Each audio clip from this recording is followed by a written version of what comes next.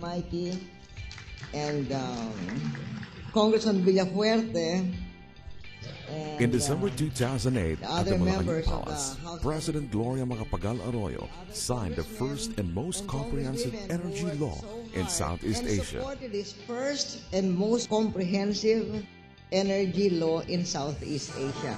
This law will make it possible for the introduction of hydrogen energy system in the Philippines.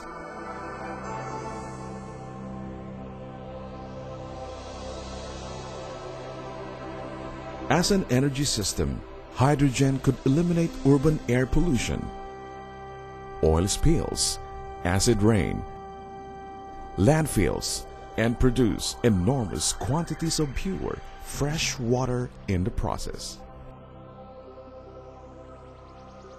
It is an energy system that could stimulate the automotive, defensive, and energy industries and produce a fuel that could cleanly and effectively take the place of fossil fuels and nuclear energy systems. Sounds so good to be true? Well, it's not, because hydrogen is the simplest and most abundant element in the universe.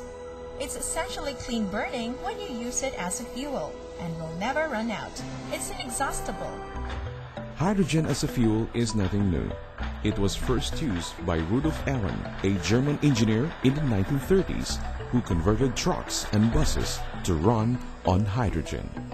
But it wasn't until the energy crisis in 1973 that intensive research in hydrogen as an automotive fuel was undertaken. The results were very encouraging. Cars, buses, and even recreational vehicles were successfully converted to run on hydrogen. The mechanics for converting virtually any engine to burn hydrogen fuel had been worked out and found to be relatively simple, involving only the change of fuel tank and carburetor or engine system and the engine timing. The use of hydrogen is not limited to automobiles.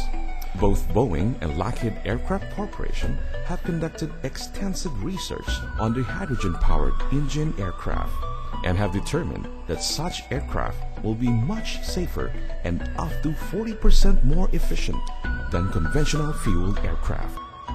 So if the hydrogen is such a wonderful safe fuel that can solve many of our air and water pollution problems, why is the world not making a switch to hydrogen? I mean, what are we waiting for? Until now, hydrogen is more expensive to produce than fossil fuels. In fact, most of the hydrogen that has been produced have been made from fossil fuels such as natural gas or coal. But there's another way to make hydrogen, by using electricity to split water into its component parts of oxygen and hydrogen, which is called electrolysis. In the following test, we will show that through the electrolysis of water, we can produce hydrogen energy to burn metals.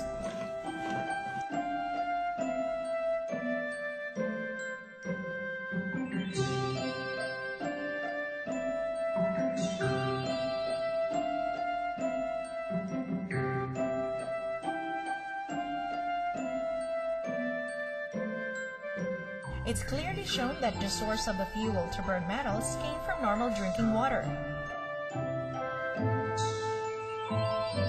In normal circumstances, we would have to use acetylene to burn metals. In another test, we will show how drinking water can fuel an ordinary motorcycle.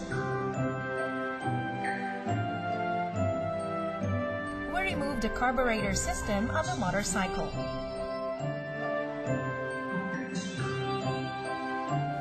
Kasi wala nang supply ng gasolina talagang hindi naandar As the licensed mechanic has declared, it is impossible for a motorcycle to run without a carburetor system.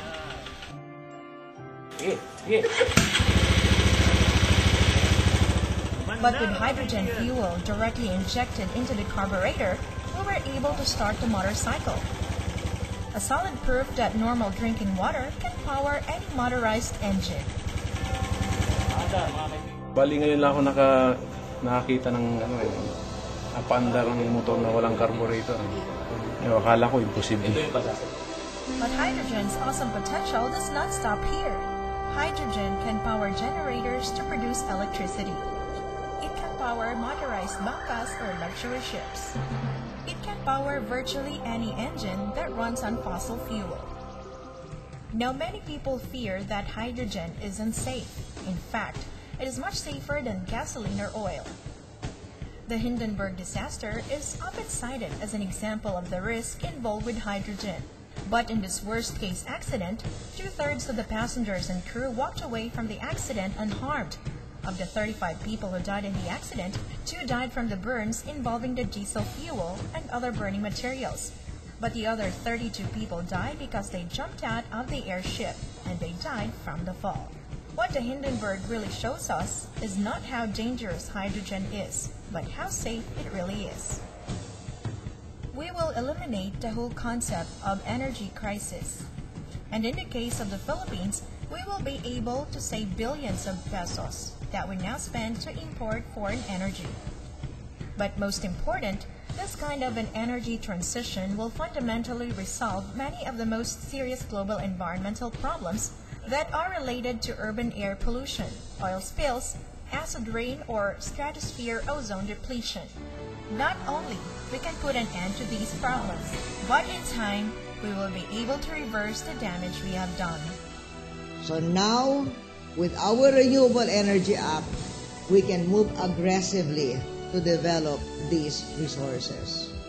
It is certainly the case that a transition to a hydrogen energy system will be good for the economy. It's going to stimulate the industry in the Philippines and other countries for many decades to come.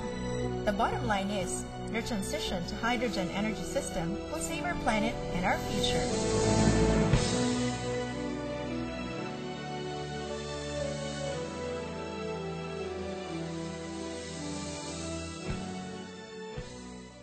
We strongly recommend the following. Set up a company that will be the pioneer local manufacturer of hydrogen equipment for commercial use in the country. Organize an association of licensed hydrogen power providers. This association will monitor and oversee the safe use of hydrogen energy. The government, through the Department of Energy, should start drafting guidelines with regards to the safe and proper use of hydrogen power in the country.